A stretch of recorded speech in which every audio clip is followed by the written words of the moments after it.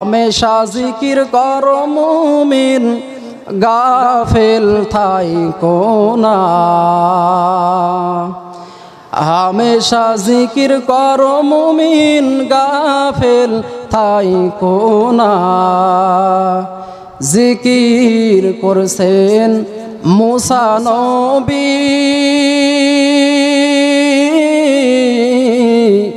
তুর পাহাড়ে গেলেন চলি। আল্লাহর নূরে পাহাড় জ্বলে, আল্লাহর নূরে পাহাড় জ্বলে, নবী মুসা জ্বলে না। हमेशा जिकिर करो मुमिन गाफिल थाइको ना। इन्ना अंज़लनाहु फी लैलतिल क़द्र वमा अदराका मा लैलतुल क़द्र। लैलतुल क़द्रि खैरुम मिन अल्फि शहर तनज़्ज़लु الملائكة والروح فيها بإذن ربهم من كل أمر سلام هي حتى مطلع الفجر. وقال رسول الله صلى الله عليه وسلم من قام ليلة القدر إيمانا واحتسابا غفر له ما تقدم من ذنبه أو كما قال النبي عليه الصلاة والسلام. मैं दूर हो मजबूर हो ऐ सईदी आलम, मैं दूर हो मजबूर हो ऐ सईदी आलम। दीदार दिखाते नहीं आवाज सुना दो, दीदार दिखाते नहीं आवाज सुना दो। मैं सूरत यूसुफ को नहीं चाहने वाला, मैं सूरत यूसुफ को नहीं चाहने वाला। मैं कैसे के मानिंद नहीं आशिक लैला, मैं कैसे के मानिंद नहीं आशिक लैला। मैं आशिक मौला हूँ मेरा इश्क निराला, मैं आशिक मौला हूँ मेरा इश्क निराला। ई जुमला जहाँ जिसकी तजल्ली से उजाला, ई जुमला जहाँ जिसकी तजल्ली से उजाला। सुबहानक ला इल्म लना इल्ला मा अल्लमतना इन्नका अंतल अलीमुल हकीम। अल्लाहुम्मा ज़िदना वला तंकुसना व अकरिमना वला तुहिना। रब्बि अन्नी मगलूबुन फांतासिर। সকলে জবান ছেড়ে আমরা বলি আল্লাহুম্মা আমিন। 6 দিন পরে নখ খসে যাবে, 9 দিন পরে চুল। 6 দিন পরে নখ খসে যাবে, 9 দিন পরে চুল। কবর গাহের সামান নিতে কইরো না কেউ ভুল। কবর জায়গা ভালো নয়, কবর জায়গা ভালো নয়। আমল দিয়ে কবর গৃহ সাজিয়ে নিতে হয়। কবর জায়গা ভালো নয়, কবর জায়গা ভালো নয়। আমল দিয়ে কবর গৃহ সাজিয়ে নিতে হয়। 17 দিন পেট ফেটে শেষ পুকার খাদ্য হবে, 60 দিন পর গোশ থাকবে না, কঙ্কাল পড়ে রবে কবর।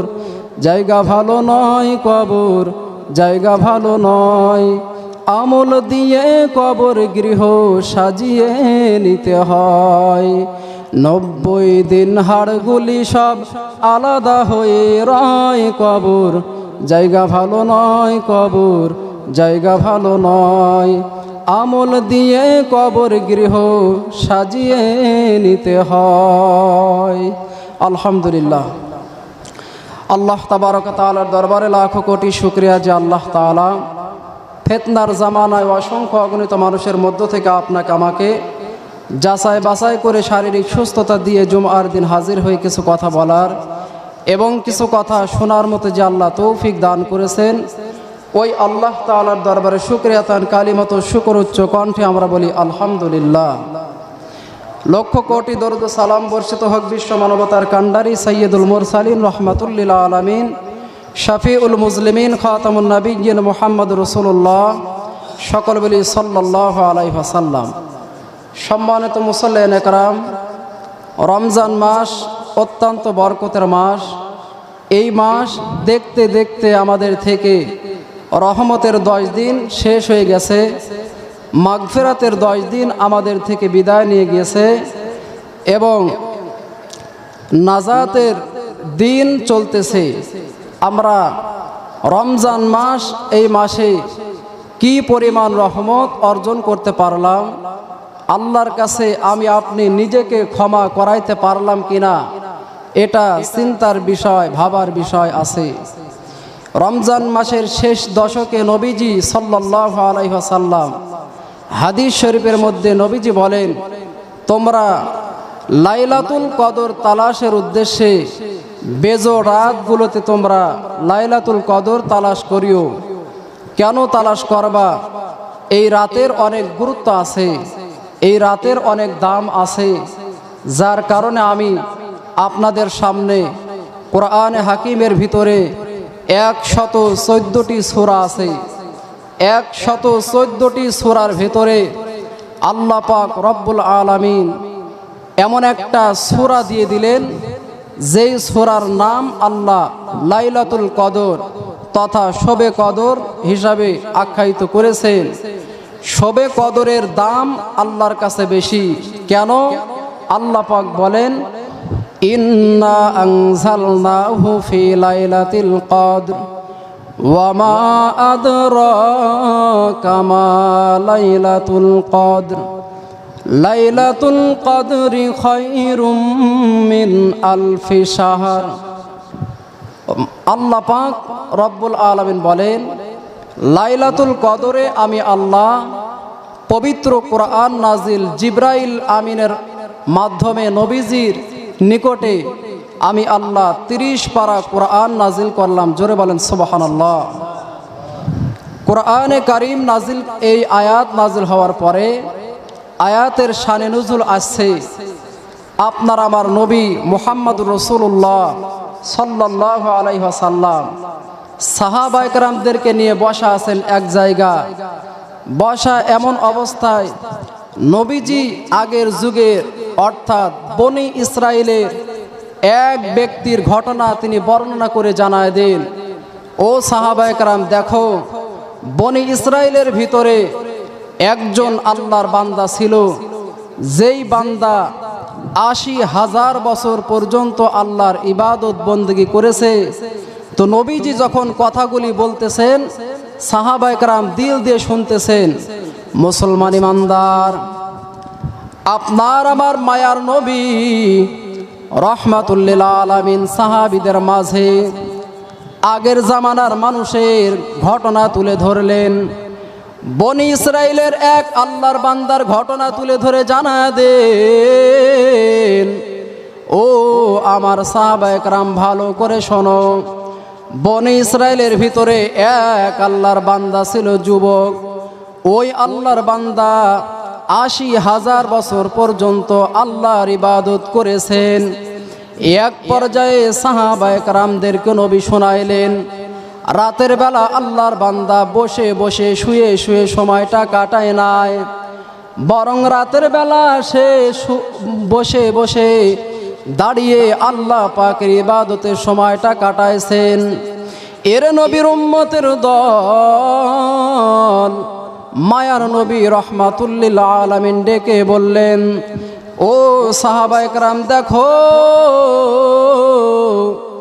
ওই বনি ইসরাইলের এক বান্দা ৮০,০০০ বছর ইবাদত করলো দাঁড়ায়া, রাতের সময় লাগাইলো বৈশা ইবাদত করেছেন, আল্লাহ পাকের জিকিরে সময়টা লাগিয়ে দিয়েছেন।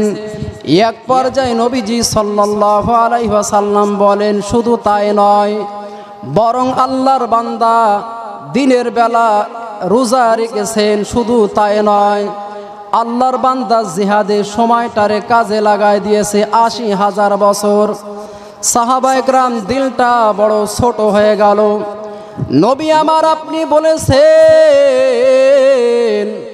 আপনার উম্মতের হায়াতের গড় হবে ৬০ থেকে ৭০ বছর। নবী আগের জামানার মানুষগুলো হায়াত পেয়েছে বেশি, ইবাদত করেছে বেশি, আমরা তো বেশি ইবাদত করতে পারবো না। সাহাবায়ে কেরাম এই কথা বলার পরে আল্লাহ নবী সাল্লাল্লাহু আলাইহি ওয়াসাল্লাম তিনি বললেন, সাহাবায়ে কেরাম দেখো, আল্লাহ পাক রব্বুল আলামিন সুসংবাদ দিয়েছেন, এমন একটা আয়াত আল্লাহ নাজিল করে দিয়েছেন, যেই আয়াত আল্লাহ কোরআনে ঘোষণা করে বলেন, ইন্না আনজালনাহু ফি লাইলাতুল কদর, লাইলাতুল কদর তথা শবে কদর রাতে আমি আল্লাহ কোরআন নাজিল করেছি। এই লাইলাতুল কদরের দাম কত? আল্লাহ পাক বলেন, খয়রুম মিন আলফি শাহর, ১০০০ বছরের চাইতেও এর দাম বেশি। জোরে বলেন সুবহানাল্লাহ।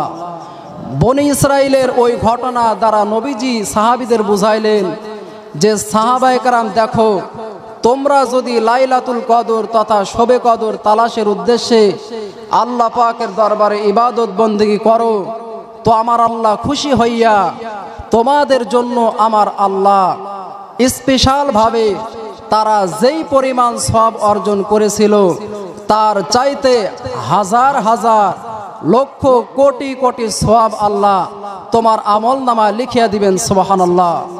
আতিনা ফি দারে দুনিয়া না হাসান, আতিনা ফি দারে উকবানা হাসান, ইয়া গিয়াসাল মুস্তাগিসিন আহদিনা লফতিখার বিল উলুমে ওয়াল গিনা, हर गोरी दे नेके तू तैयार है, जो ना मांगे उससे तू बेजार है। তো কোনো এক কবি বলেন, আল্লাহর কাছে কোনো বান্দা যদি ইবাদতের মাধ্যমে চায় বা দুয়ার মাধ্যমে চায়, আল্লাহ পাক তার প্রতি খুশি হয়ে যায়। সুবহানাল্লাহ। কিন্তু যদি বান্দা দুনিয়াতে থাকার পরও আল্লাহর জমিনে আছে কিন্তু আল্লাহর কাছে সে কিছুই চায় না, তো আল্লাহ পাক রব্বুল আলামিন খুশি হন না, বরং বেজার হয়ে যায়। এই জন্য আল্লাহর কাছে চাওয়া, হেদায়েতের কামনা করা। সামনে আসতেছে রমজানুল মাসের শেষ 10 দিন চলতেছে। এই শেষ দশকে রসুল বলেছেন, শবে কদর তালাশের উদ্দেশ্যে বেজোড় রাতগুলিতে তোমরা ইবাদত বন্দেগী করো। আর কোনো ব্যক্তি যদি এই ইবাদত করে, মান কামা লাইলাতাল কদরি ঈমানাও ওয়া ইহতিসাবা গুফিরা লাহু মা তাকদ্দামা মিন যামবি। আল্লাহ রসুল বলেন, কোনো ব্যক্তি সওয়াবের আশায় ঈমানের সাথে যদি লাইলাতুল কদরে শবে কদরে ইবাদত করে, আল্লাহ তার পূর্বের গুনাহগুলি মাফ করিয়া দেন। সুবহানাল্লাহ। তাহলে আমরা এখান থেকে বুঝতে পারলাম, আমরা যদি ইবাদত করি আল্লাহ পূর্বের গুনাহ মাফ করিয়া দিবেন। এবং মসজিদে এতেকাফ করা, এতেকাফ অর্থাৎ বলা হয় হুয়া ইয়াতাকিফুজ যুনুব, যিনি এতেকাফ করবেন তিনি সমস্ত গুনাহ থেকে বেঁচে থাকবেন। এই জন্য আল্লাহ পাক নবীজির মাধ্যমে বললেন, নবী, যেই ব্যক্তি মসজিদে আমার ঘরে এতেকাফে আসে ওই ব্যক্তি আমার মেহমান, দুনিয়াতে মানুষ যদি মানুষের বাড়িতে বেড়াইতে যায়, সে মানুষ মেহমান বাড়িতে আসার আগ দিয়ে প্রস্তুতি গ্রহণ করে।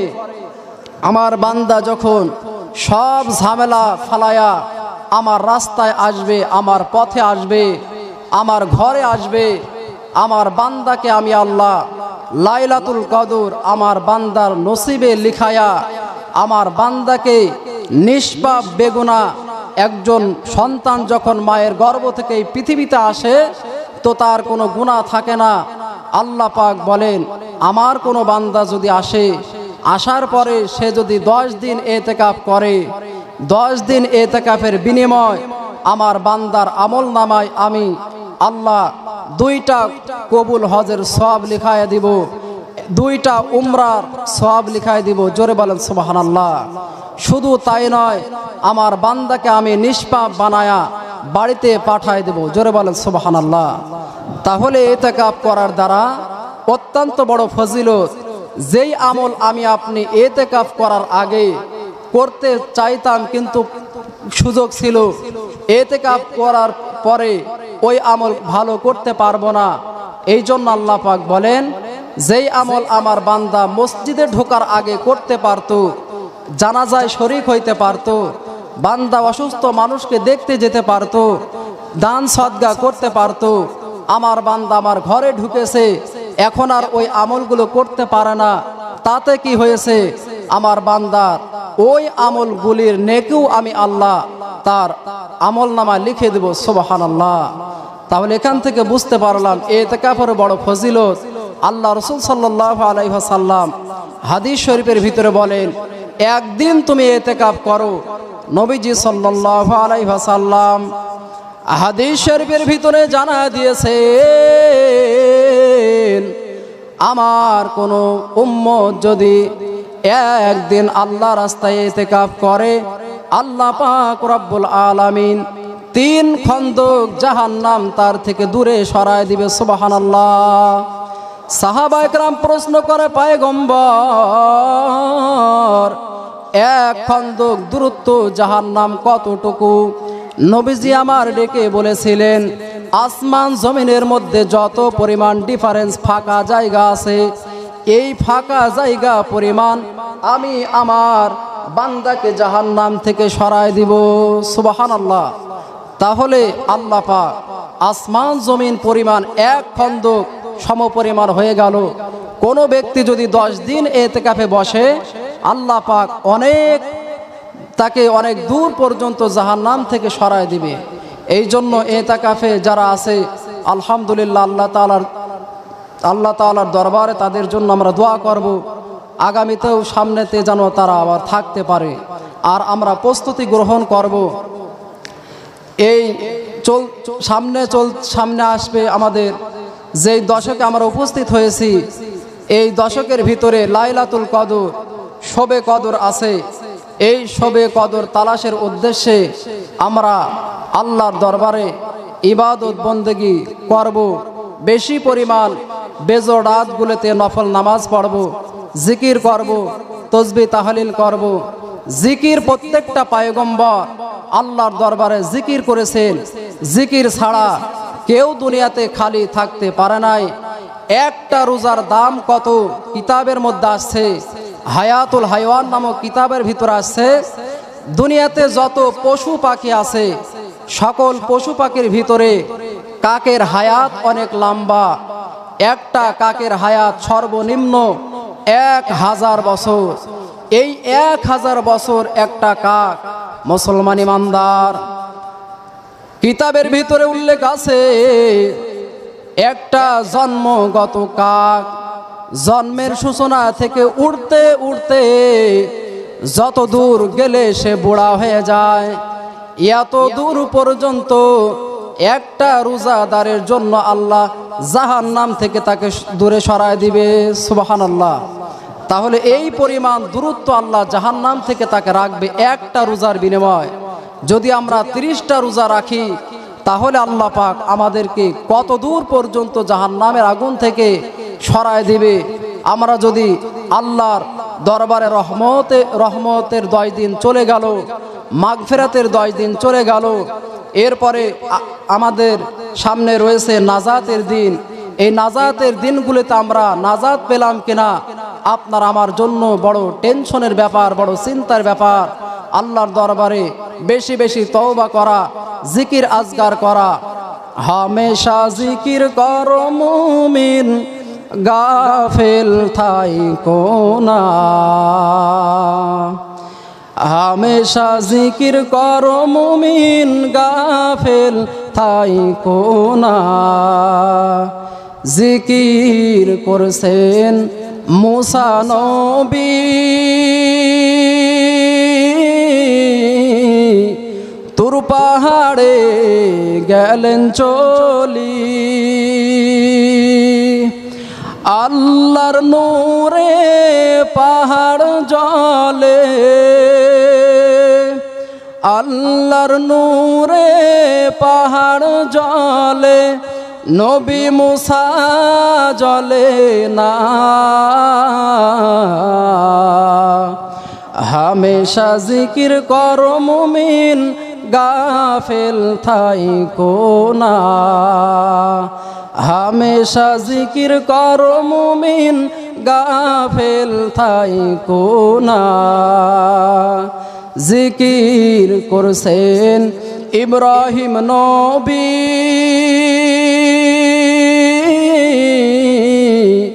নমরুদের আগুনে পুড়ি। আগুন হইল ফুল বাগিচা, আগুন হইল ফুল বাগিচা, নবীর পশম পড়ে নাই। হামেশা জিকির করো মুমিন, গাফেল থাইকো না।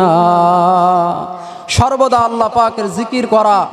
এই জন্য রমজান মাসের শেষ দশক চলতেছে, আল্লাহ পাকের জিকির আমরা বেশি বেশি করব। সুবহান আল্লাহ পড়ব, আলহামদুলিল্লাহ পড়ব, আল্লাহু আকবার পড়ব। দেখেন রমজান মাসের 10 দিন রহমতের চলে গেল, আমি রহমত পাইলাম কিনা? রমজান মাসের মাগফিরাতের 10 দিন চলে গেল, আল্লাহর পক্ষ থেকে আমি ক্ষমা পাইলাম কিনা? না আগের মতো গুনাহগার রয়ে গেলাম? এটা ভাবার বিষয় আছে। আবার এই নাজাতের 10 দিন আমি আল্লাহর পক্ষ থেকে নাজাত পাইলাম কিনা? সাহাবায়ে কেরাম তারা সব সময় চিন্তা ফিকির করত কিভাবে আমরা জাহান্নামের আগুন থেকে মুক্ত হতে পারি, কিভাবে আমরা নাজাত পেতে পারি, সেই চিন্তায় তারা বিভোর ছিল। পয়গম্বরের সাহাবী হযরত ওমর রাদিয়াল্লাহু তাআলা আনহু, তিনি ঈদের দিন সবাই আনন্দ করতেছেন। পয়গম্বরের সাহাবী আবু হুরায়রা রাদিয়াল্লাহু তাআলা আনহু নবীর এই সাহাবী ওমরের বাড়িতে আসলেন। আসার পরে পয়গম্বরের সাহাবীকে ডেকে বলতেছেন, ভাই ওমর, মুসলমান ইমানদার। পয়গম্বরের সাহাবীকে ডেকে বলে, ভাই ওমর, আজ ঈদের দিন মামার বাড়ি বেড়ানোর সময়, ঈদের দিন একটু সফর করার সময়। এই ঈদের দিন অত্যন্ত আনন্দের বিষয়, আপনি আনন্দ না করিয়া ঘরের ভিতরে তালা বন্ধ করিয়া আপনি কেন ঘরের ভিতরে রয়ে আছেন? হযরত ওমর আবু হুরায়রাকে ডেকে বলে, আবু হুরায়রা, আমি এই আনন্দের দিন কেন ঘরের মধ্যে তালাবদ্ধ হয়ে আছি জানো? বলে, না আমি জানি না। আবু হুরায়রাকে ওমর ডাক দিয়ে বলে, আবু হুরায়রা, আমার দিলের ভিতরে অনেক টেনশন, বড় পেরেশানি। বলে, কি এত টেনশন, আপনি কেন আনন্দ করেন না? বলে, আনন্দ তো সেই ব্যক্তি করবে যার দিলের ভিতরে কোনো পেরেশানি নাই, কোনো চিন্তা নাই। আপনার অন্তরে কি এত টেনশন? রমজান মাসে রোজা রাখলাম, টেনশন আল্লাহ কবুল করেছে কিনা? রমজান মাসে জিকির করলাম, টেনশন আল্লাহ কবুল করেছে কিনা?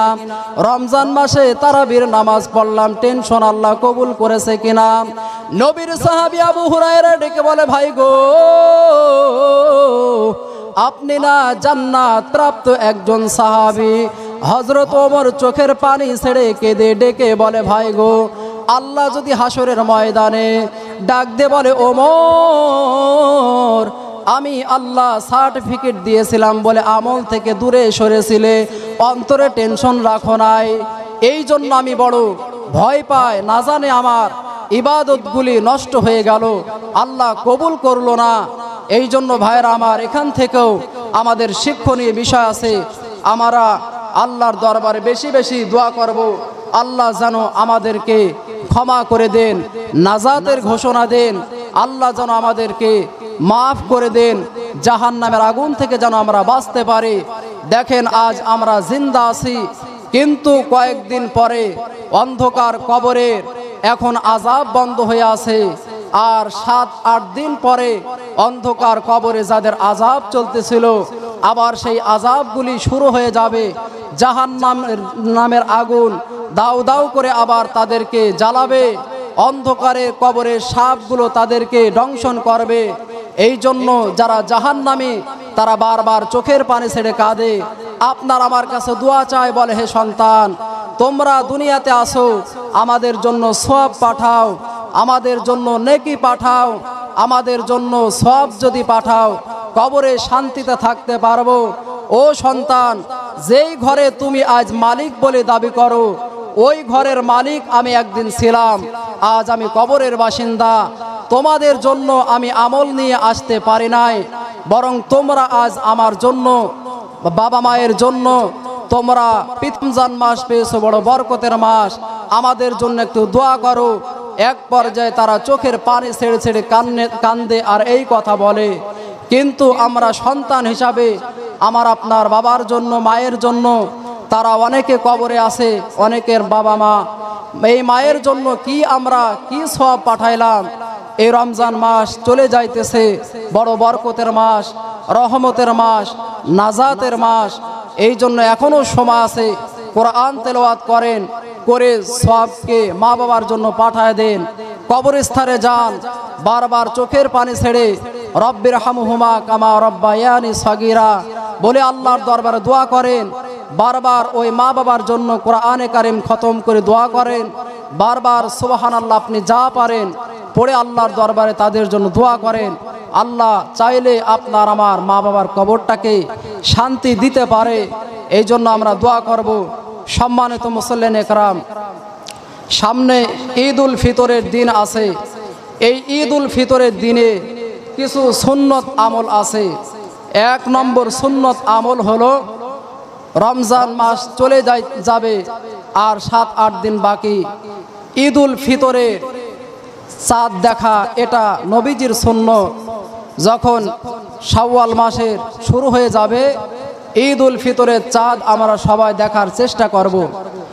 এরপরে ঈদের দিন আমরা কিছু সুন্নত পালন করার চেষ্টা করব, যা নবীজি করেছেন, সাহাবীদের করতে বলেছেন, তারা করেছেন, পরবর্তী মানুষগুলো করেছে। 1 নম্বর সুন্নতে আমল হবে, খুব সকালে উঠে ভোরবেলা ঘুম থেকে উঠব, নামাজ আদায় করব। 1 নম্বর সুন্নতে আমল, সকালবেলা ঘুম থেকে উঠব। তো ঘুম থেকে যখন আমরা ফজরের সময় হবে তখন আমরা ফজরের নামাজটা ফরজ আদায় করে নেব। তাহলে দেখা যাবে নবীজির সুন্নত পালন হলো, আপনার আমার জিম্মায় ফরজ নামাজ ছিল, এটাও আদায় হয়ে গেল।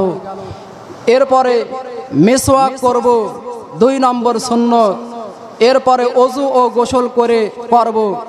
3-4 নম্বর, নিজের পোশাকের ভিতরে সবচাইতে উত্তম পোশাক যেটা আপনার আমার আছে, ওই উত্তম পোশাকটা ঈদের দিন পরার চেষ্টা করব।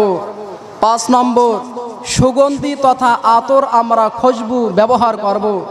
6 নম্বর, ঈদের নামাজের আগে সদকাতুল ফিতর আদায় করে ঈদগাহে যাব।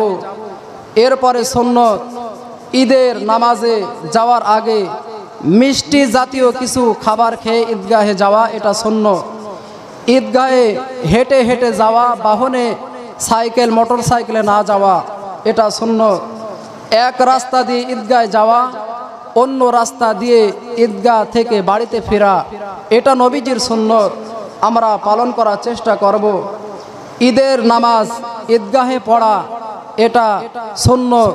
তবে কোনো কারণবশত ওজর থাকলে মসজিদে পড়া যাবে, মসজিদে এসে পড়া। যেমন বৃষ্টি হচ্ছে, ঈদগাহর মাঠে নামাজ পড়ার পরিবেশ নাই।